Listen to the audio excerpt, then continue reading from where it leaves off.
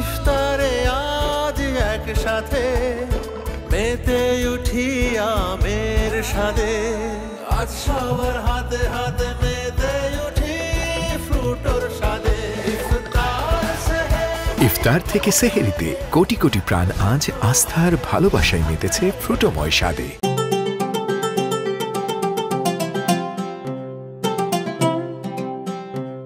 প্রাণ ফ্রুটো ইসলামী মনীষী ইবনে সিনা ইতিহাসের অন্যতম শ্রেষ্ঠ চিকিৎসক, জ্যোতির্বিজ্ঞানী, দার্শনিক, গণিতজ্ঞ ও লেখক। তাকে আধুনিক চিকিৎসা শাস্ত্র ও চিকিৎসা প্রণালী এবং শল্য চিকিৎসার দিশারি মনে করা হয়। তার সর্বাধিক বিখ্যাত রচনাগুলোর মধ্যে কিতাবুশ শিফা অন্যতম। আল কানুন ফিত তিবকে চিকিৎসা শাস্ত্রের বাইবেল বলে অনেকে বিবেচনা করে থাকেন।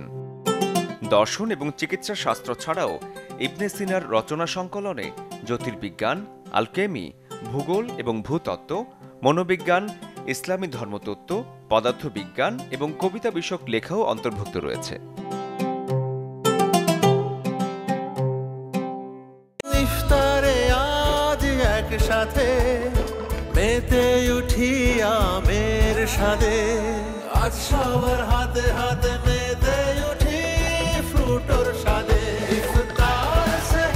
ইফতার থেকে সেহেরিতে কোটি কোটি প্রাণ আজ আস্থার ভালোবাসায় মেতেছে ফ্রুটোময় স্বাদে।